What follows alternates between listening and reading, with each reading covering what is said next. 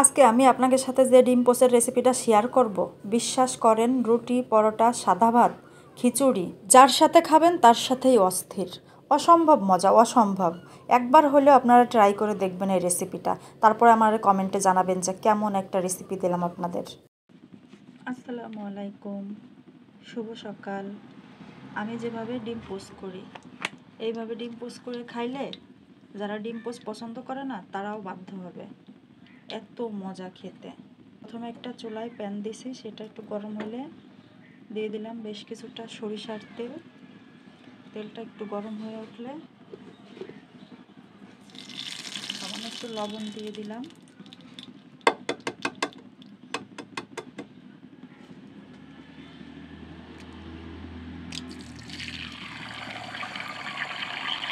ডিম দিয়ে দিলাম।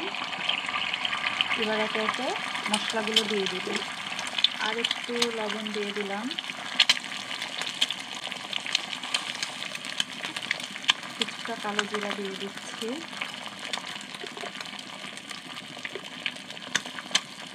সামান্য গোলমরিচ গুঁড়া, আর লাস্টে দিয়ে দেব একটু চিলি ফ্লেক্স।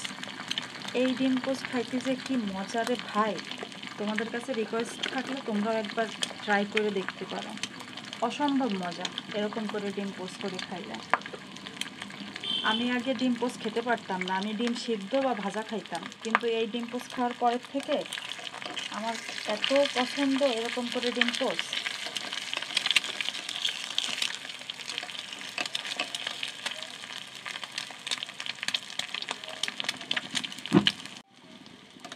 তোমরা একবার খেয়ে দেখতে পারো পরোটার সাথে, তারপর তোমার শুধুও খাইতে পারো যারা ডায়েটে আছো। হয়ে গেল আমার মজাদার নরম নরম ডিম পোচ। এখন আমি চুলাটা বন্ধ করে ডিমটা নামাই নিব। আজকে আমি ডিম পোচটা খাবো রুটির সঙ্গে। এটা হচ্ছে আমার সকালের ব্রেকফাস্ট আজকে। একটা রুটি, একটা ডিম পোচ। এইভাবে ডিম পোচ খাইতে যে কি মজা, রুটি দিয়ে হোক পরোটা দিয়ে হোক, আপনারা একবার হলেও ট্রাই করে দেখবেন। অনেক মজা, অনেক। আমি যে মানুষটা আগে ডিম পোচ খাইতে পারতাম না, সে মানুষটার কাছে এখন ডিম পোচ ছাড়া চলেই না। বিসমিল্লাহ।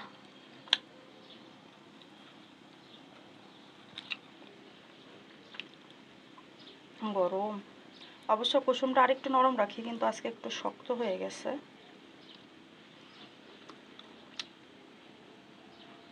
অনেক মজা, অনেক। আজকের এই ডিম পোচের রেসিপিটা তোমাদের কাছে কেমন লাগলো অবশ্যই কমেন্টে জানাইও। দেখা হবে পরের কোনো ভিডিওতে, সে পর্যন্ত সবাই ভালো থাকবা। ধন্যবাদ।